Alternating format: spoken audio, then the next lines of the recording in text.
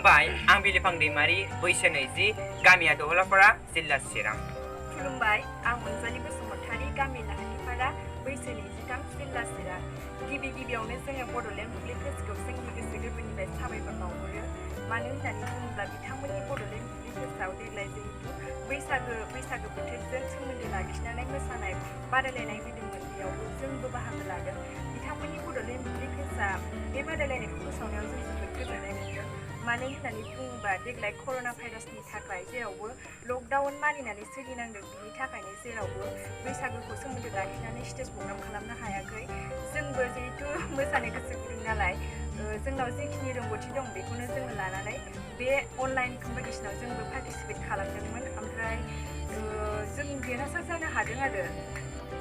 बे बादायलायनाया 28 एप्रिलनिफ्राय 15 मे खालारसिम जादोंमोन।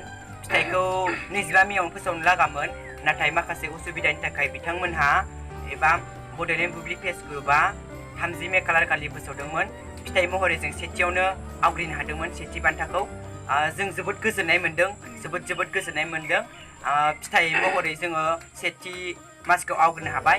बिथांमोना जोंनो फिथाइ महरै सेथि बान्था होनाय बायदियै मानि हिसाबै 2500 दंमोन। बिथांमोनहा बे 2500 बान्थाखौ जोंनो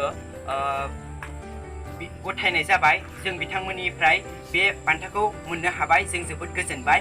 बिथांमोनखौ जोङो जोंनि गोसो सिंनिफ्राय एबा बिथांमोननि बड'लेण्ड बुब्लि फेस्टखौ जोंनि गोसो गोरबोनिफ्राय रोजा रोजा साबायखर बावहरनाय थाबाय।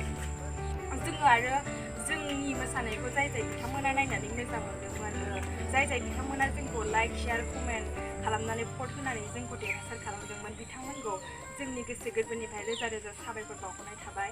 मानोना नोंथांमोननि मददजोंसो जों दिनै सेथि बान्थाखौ आवग्रिनो हादों आरो जों जाहाथे इयुनाव आरोबाव पार्टिसिपेट खालामबावोबा नोंथांमोना जोंखौ बिदिनो मदद खालामबावगोन होननानै जों आसा खालामो। बिथांमोननि बड'लेण्ड बुब्लिखौ जाय बिथांमोनहा फल' खालामाखै, फल' खालाम। अननानै बिथांमोननि बड'लेण्ड बुब्लि फेस्ट ग्रुपखौ बर' माहारिनि गेजेर आरो दुलाराय बुहुमावनो जौगाखांहो। बिथांमोना आरो इयुनाव साबसिन हाबा मावलांनो हाथों आरो बेबायदिनो जोंनो लाइमोनफोरखौ एबा जोंनि बर' माहारिखौ गोजौ लेभेलाव दैखांहरनो। जोबथारनायाव जों बयनिसिमबो साबायखर बावनाय बड'लेण्ड बुब्लि जानानै।